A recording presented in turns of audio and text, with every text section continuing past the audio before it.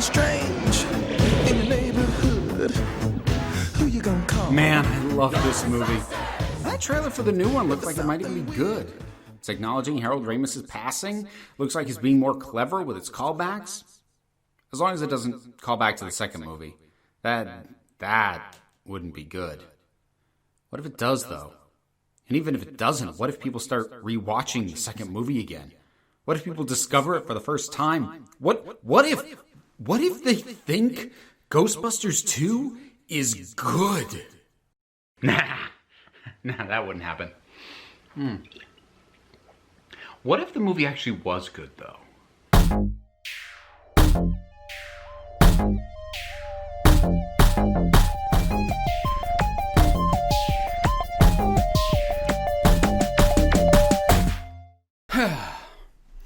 Nobody likes every movie they see. There's plenty of reasons for that. Maybe it's got a miscast central role. Maybe the editing really breaks the flow. Maybe the writing is just plain crap.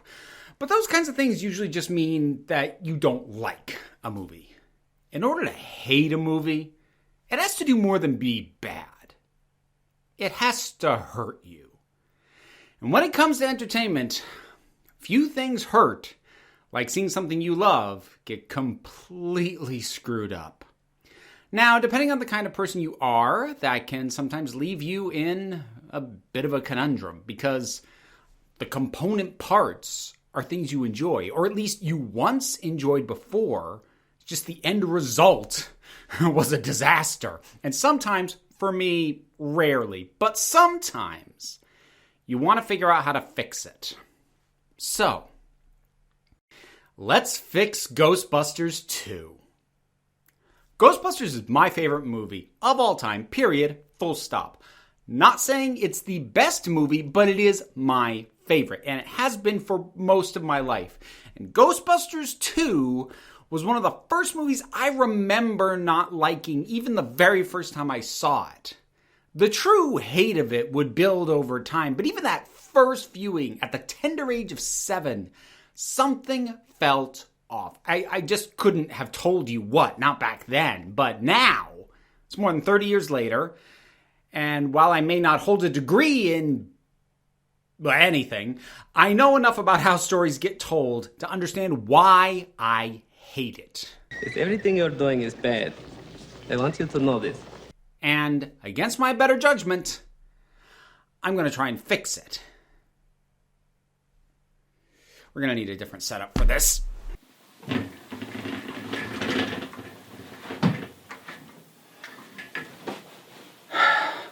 All right, couple of ground rules here.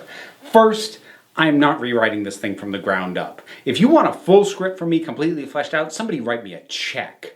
What this is going to be about is using the existing components and basic structure of the film as it currently is, and then refining, reworking, and tweaking all the component parts so that we end up with something that isn't so utterly disappointing.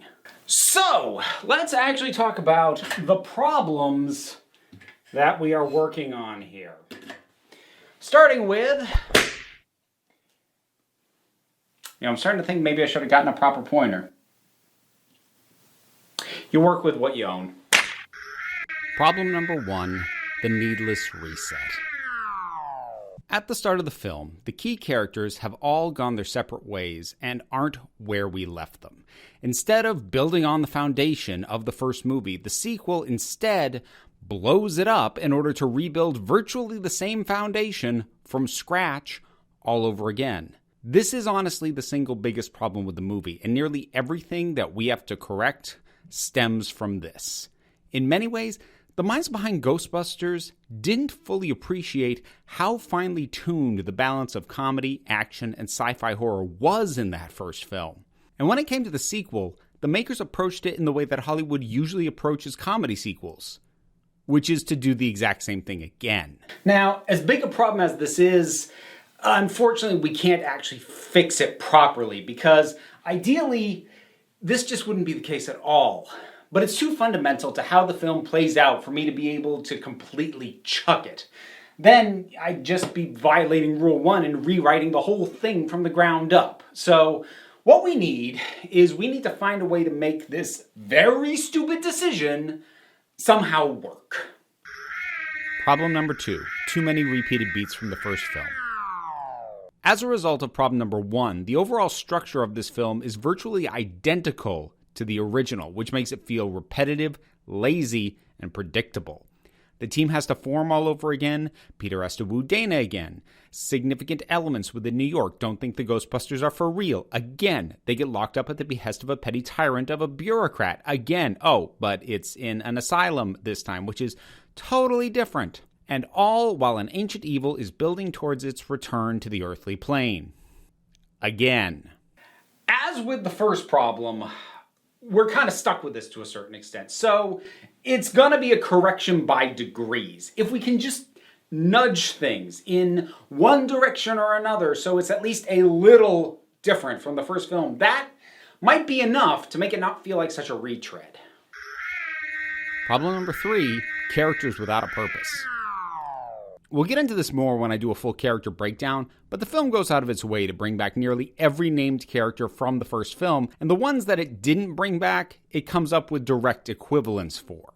As a result, we have several characters who had function in the first film who don't really have a place in this one. Louis Tully is the big one, since his role in the first film is now effectively taken over by Janusz. Yet Louis himself is still here. But it also affects Janine and even some of the main characters to lesser degrees. Problem number 4, lame villain. Vigo isn't a total loss as a villain, but he's hampered by the fact that, well, he's just a guy. Part of what was great about Gozer is we didn't really know what it was. Even when we saw it, we knew there was something else going on beyond what we were seeing. It's whatever it wants to be. Vigo may have some impressive powers, but he's still just a dude. Or at least he was originally, according to the backstory we get, and it's what he looks like now. That makes him more comprehensible and less interesting. And as a sub-problem of this, the fact that he's stuck in the painting for pretty much the whole film is also an issue. Yes, it's true, Gozer didn't show up until the end of the first one, but there was all this heralding and wonder of what it even would be. Here, we know what Vigo is. He's right there, in the painting. You would think that having his presence established earlier than Gozer would be an asset, but it's not when he's so static. Problem number 5, unsatisfying climax. The build-up with the Statue of Liberty isn't half bad, much as it's trying to recapture the iconography of the Stay Puft Marshmallow Man. However, the actual final confrontation with Vigo is pretty lackluster, because Vigo isn't much of a physical threat because of how static he is. He kind of leaves the painting briefly after Janusz is doused, but it's weird and the threat is very vague. It lacks punch. It lacks...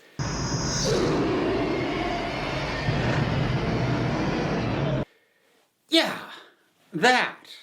Past these big points, there's minor tweaks that we'll touch on as we go along, but these are the 5 big hurdles. Let's take a look at the structure on this thing, shall we?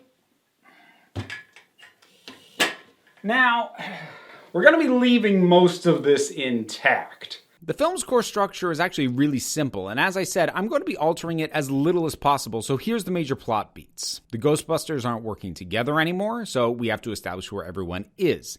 There's a new evil rising, and it's tied to Dana. Peter needs to reconnect with her. Looking into the new evils lands the Ghostbusters in legal trouble, which means that we also get to learn about the mood slime at this point.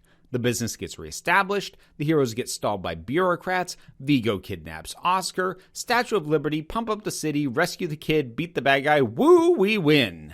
So, like I said, we're keeping most of that intact. I don't love it, let's be clear, but like I said, rewriting this thing from scratch, it's not the idea. So, let's take it from the top. The starting setup. Okay, so the first thing we need to do is deal with the fact that the Ghostbusters aren't ghostbusting. This whole initial premise causes a lot of the problems we're going to be dealing with, and it means that the first half hour or so shares the somewhat leisurely pace of the original film. But it worked there because the first film had, well, it had a way stronger opener, and then got away with a slower build of them starting the business and their first client because all of this was new and novel in and of itself. It's not anymore. We've seen it. We know what they're like working together. We know what their jobs look like. And delaying that isn't buildup, it's stalling. But as I said, the Ghostbusters not being active at the start of the movie, it's too big a piece to cut. If I ditch that, it's got such a massive ripple effect that it breaks the whole exercise. So we're going to massage that idea so it works better. And we're going to deal with some characters to illustrate how. As presented, the start of the film gives us Egon running fairly mundane experiments on emotional response, Ray running an occult bookstore, Peter having parlayed himself into a bit of a Z-list celebrity host of a psychic-focused TV show, and Winston... Okay, honestly, we don't know what Winston is up to. He shows up at the kids' party with Ray, but that could have been him just doing Ray a favor, and it doesn't seem like it would be lucrative enough to actually be paying his bills. Actually, I just want to highlight that the movie as it exists does a massive disservice to Winston as a character. Seriously, he's even left out of the big resuiting scene in the courtroom, so you better believe we're getting him in on that. Dana and Peter apparently broke up for some reason, and in the interim she got with another guy, had a kid, split with that guy so she can now be single for Peter to hit on again. Yeah, we'll come back to that.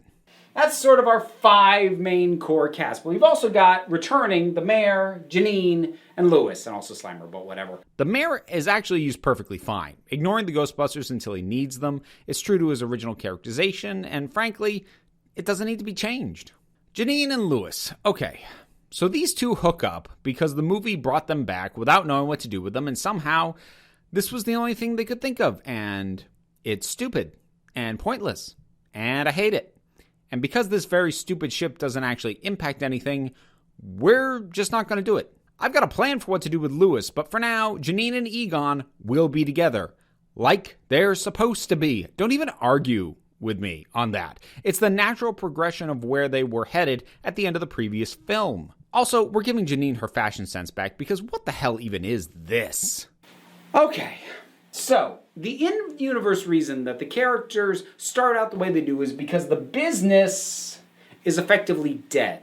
And as much as I don't like this, I have to admit that as far as the internal logic of the films goes, it actually does make sense. The first film did point out pretty strongly that Gozer's impending arrival was a big part of what was driving supernatural activity up. That's the point that this scene was making. That's a big Twinkie.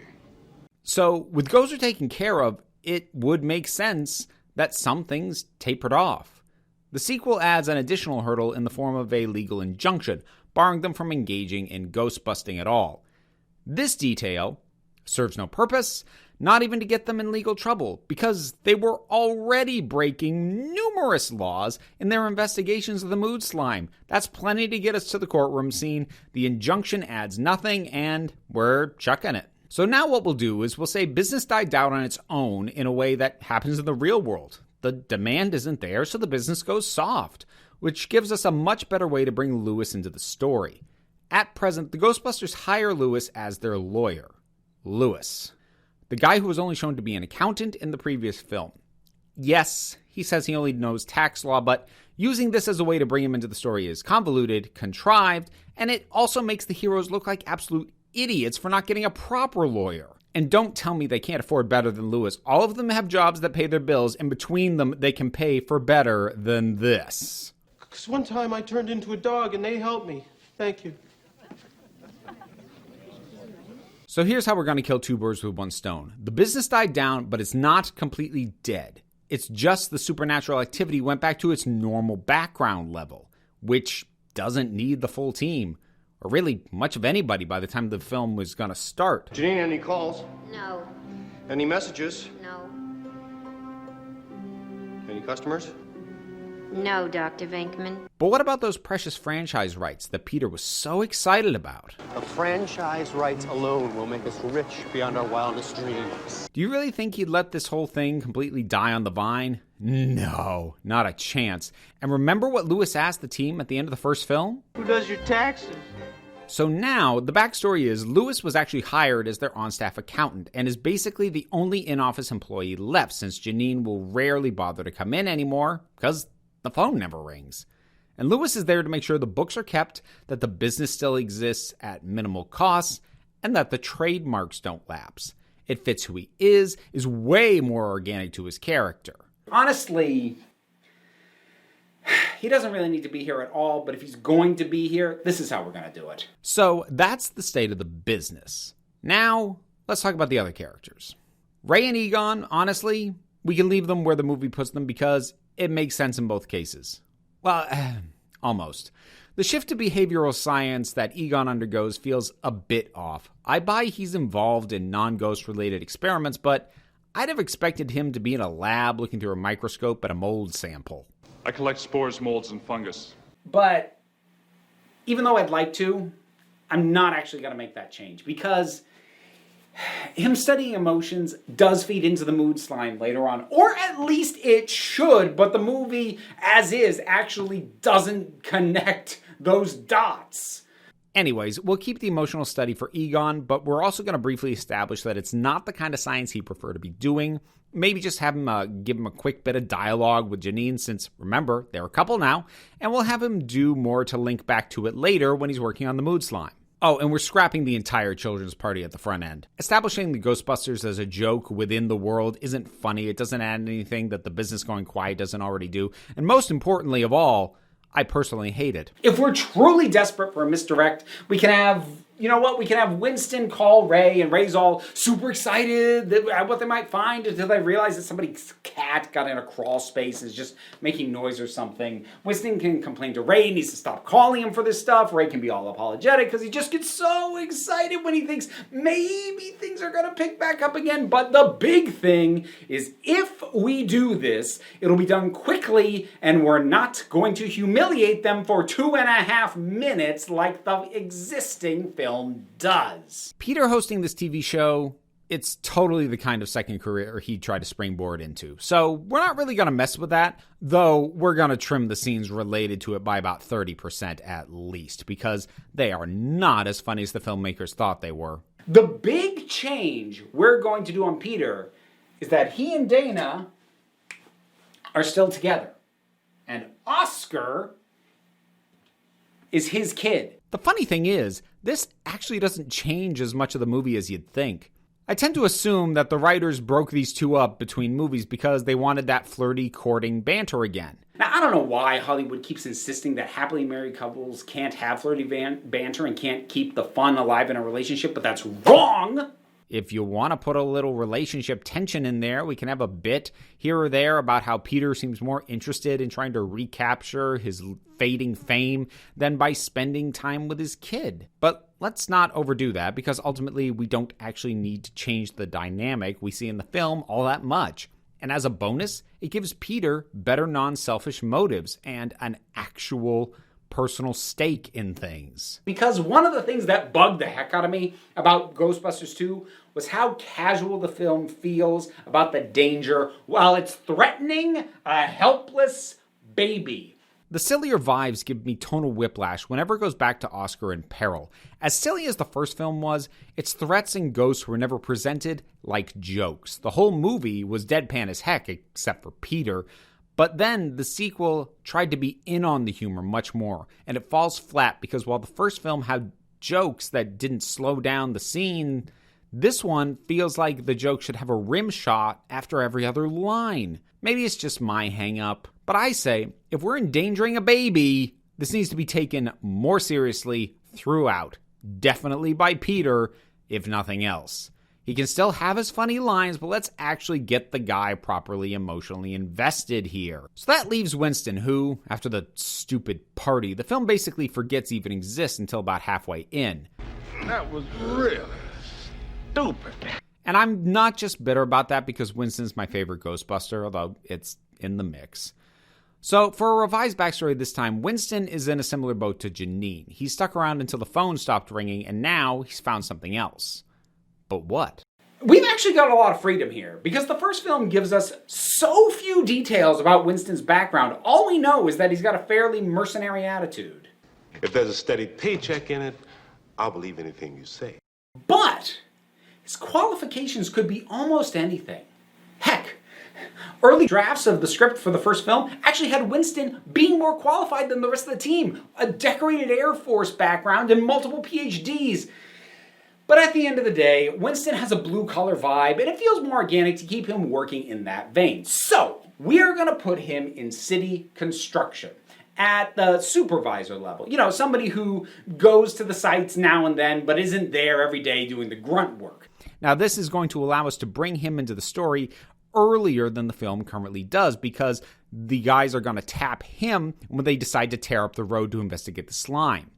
So, that's everybody's new starting position. Not massively different from the film as is, but tweaked in ways that make a little more sense. And since some of these are now more organic to the first film, they require less time to justify. So overall, we're going to nickel and dime the scenes that establish this stuff and shave somewhere between 5 and 8 minutes out of the first act, which is the act that drags the most out of the film as is. Inciting incident. So another problem we've got to deal with is how, after the tease with the baby carriage and the looming threat is established, that threat exists almost in parallel to the main characters, with their paths crossing out of sheer coincidence. I mean, if Vigo hadn't just happened to enthrall a guy who knew Dana and gone for her kids specifically, the Ghostbusters might never have caught on to him before it was too late.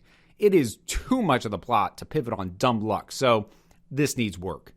Here's what we're going to do. Along with the concerns about Peter not being as present as a father as he should be, we're going to establish that Dana has been worried about Oscar since even before he was born. We're not going to overplay it. This isn't a hysterical, overprotective mother thing. This is worried about how what happened to her in the first film might have impacted her son because of how weird everything was.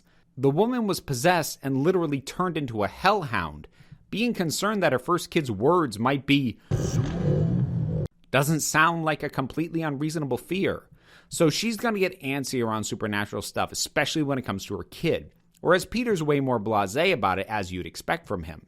But here's the thing. Dana, she's right. We're going to establish that Oscar being chosen as Vigo's vessel is because the lingering spiritual residue of what happened to Dana makes her child more compatible with the entity like Vigo. It's like finding the ideal organ donor. Now, this is going to accomplish a couple of things. It'll give us a pivot point for Peter where the story can properly slap him across the face with the fact that he has not been taking this seriously enough up to this point. And it will eliminate the dependence on coincidence. Admittedly, Dana completely changing careers so that she's restoring art in the museum that Vigo just happens to be in is a bit of a coincidence, but you know what? If we button up these other things, I think we'll get away with that one. The mood slime.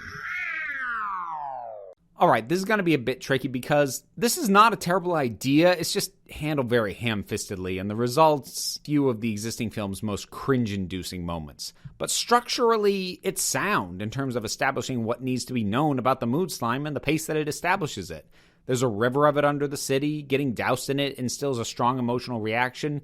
Due to the standard mood of New York as a city, it's currently negatively charged, but it can be positively charged with the right stimulus. That's what we need. All of that gets covered at a good pace as far as where in the film we learn each piece of the puzzle.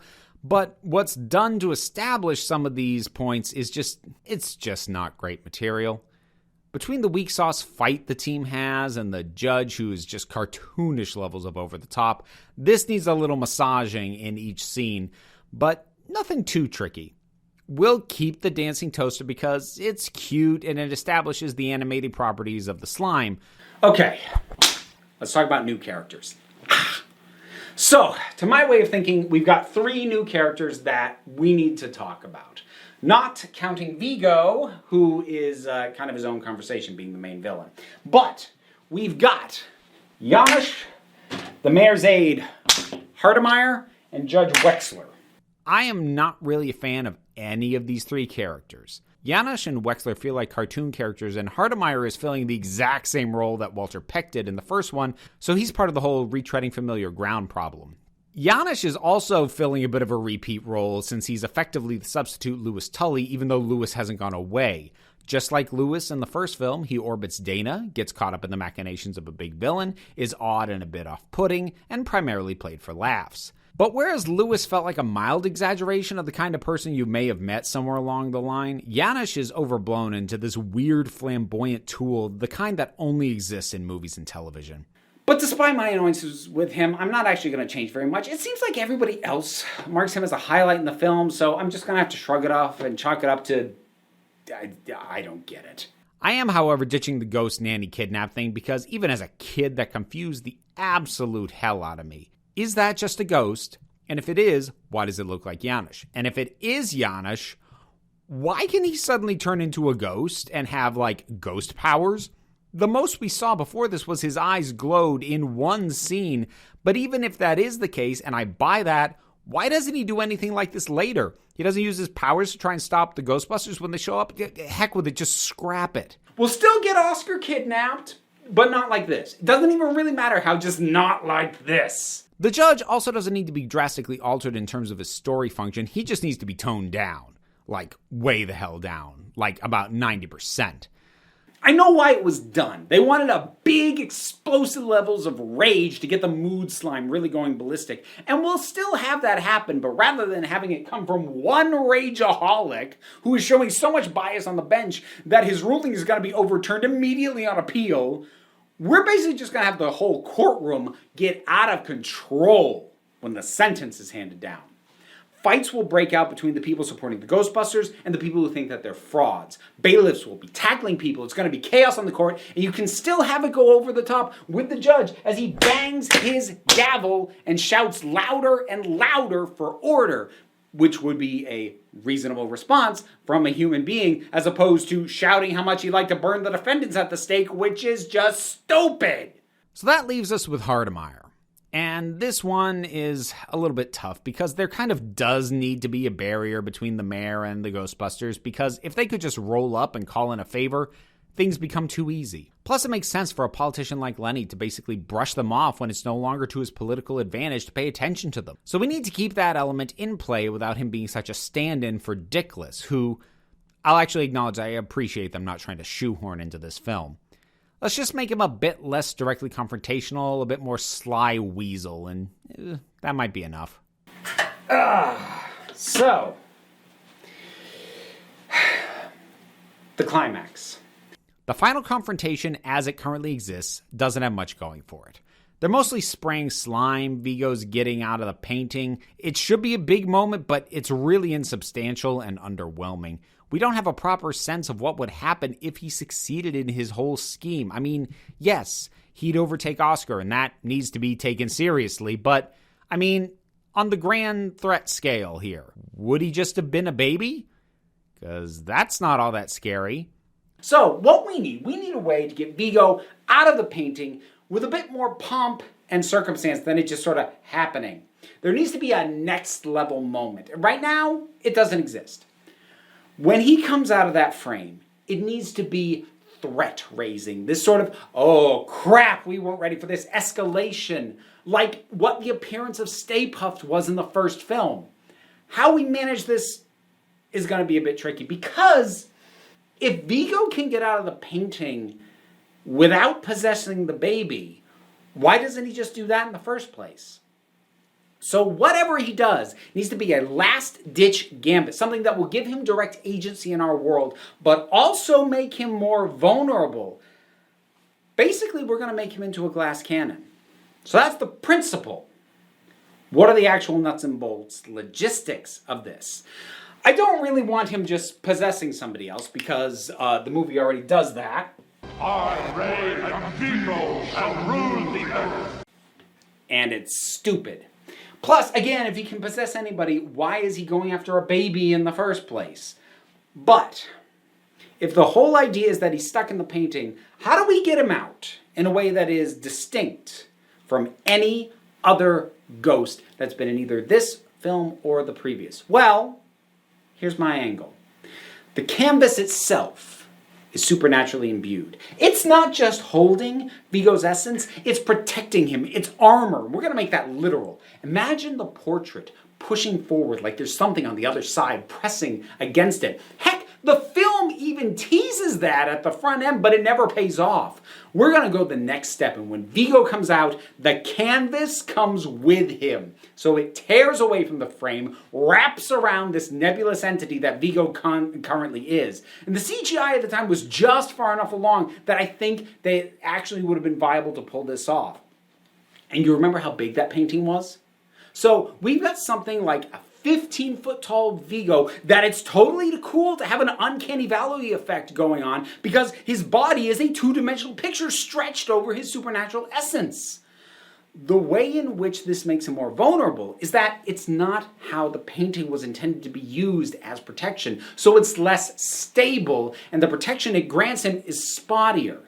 Now this may sound complicated, but I don't think that establishing these rules is going to be very difficult. The nature of the canvas and the frame themselves being a kind of armor that protects Vigo, that can be established at almost any point after the Ghostbusters know that Vigo's the problem. And the details of it being weaker with this unintended use and being out of the frame, it's easy enough to drop in as just an Egon Explains line. The cartoon version of Ghostbusters did this all the time. Now look at them closely. See? Each time they fire, they weaken.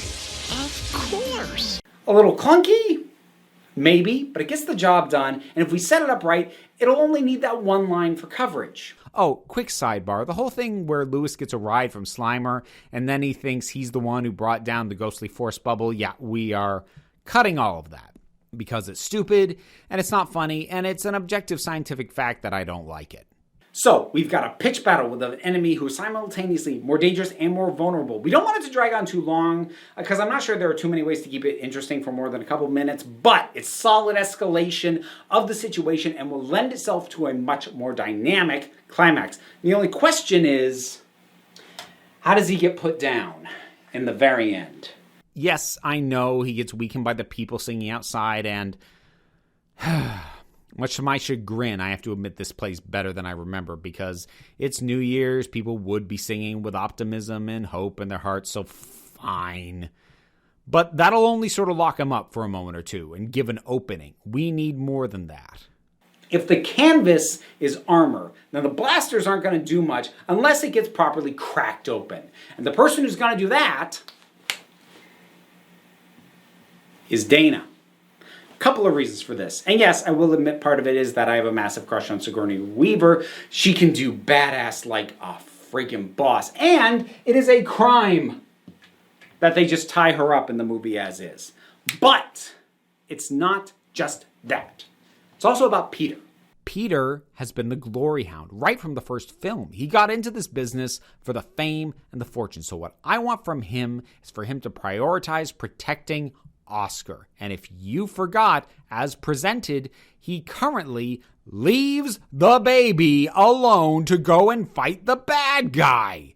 We need the literal opposite of that. I want him to die for his son, scoop him up, hold him close, and to duck behind cover and stay there to comfort his child and trust that his teammates can take care of the baddie. And I want Dana to see him do this. Have a quick moment where she recognizes that he can protect Oscar well enough on his own and she can rely on him. And then she springs into action. How does she do it? Well, she's been working on paint restoration in this very room. She knows what's here. While the other Ghostbusters are desperately trying to figure out how to get their proton packs to break through the canvas and it's not working, Dana goes for the tools at hand. Paint thinner, cutting tools.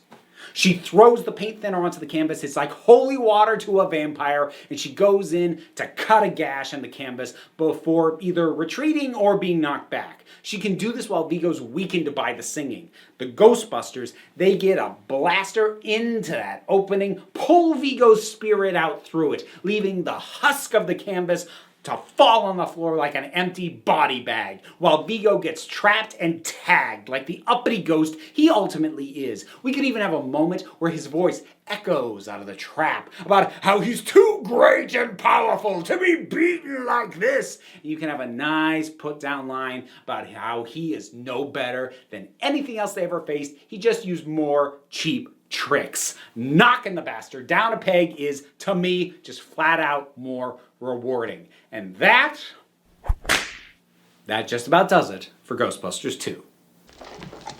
2 in the box. Ready to go. We be fast and They be slow. So there you have it. The things I would do in order to fix Ghostbusters 2 without doing a page 1 rewrite of the entire thing. Would it have been as good as the first one if they did it this way? Well, no. Not to me, anyway, but it would have been far less of a letdown. And, of course, it would still all be execution dependent. I didn't even talk about how much the music hurts that second film compared to the first because, music clips, they get flagged way more aggressively than film. But the first film was ominous and haunting. The second one, it was this light and bouncy. It was one more tonal disaster to add to the pile. But I think I've done enough for today. Now, this video doesn't have a sponsor. So instead, I want to shout out another creator that I think folks should check out. This time, it's a cosplayer by the name of Night Mage, who I was lucky enough to meet in person at last year's Terrificon. He's really personable, his work is incredible, and his Instagram is an absolute joy to behold. So go and check him out. I also want to note that this video would not have been possible without the backing of my Patreon supporters. And if you want to see bigger productions like this from me, lending your support will help make that happen. Plus, also, I'll be able to eat. But what'd you think about the changes I suggested? Do you share my complaints about Ghostbusters 2? Do you think I actually would have made it worse? How would you have done it differently? Whatever your thoughts are, drop something down in the comments. Let's talk about it. Usual stuff. Like, subscribe, share this around. All of that is an immense help, but you really don't have to if you don't want to, because end of the day, you're the council. I'm just running the meetings. And until next time, this council is adjourned.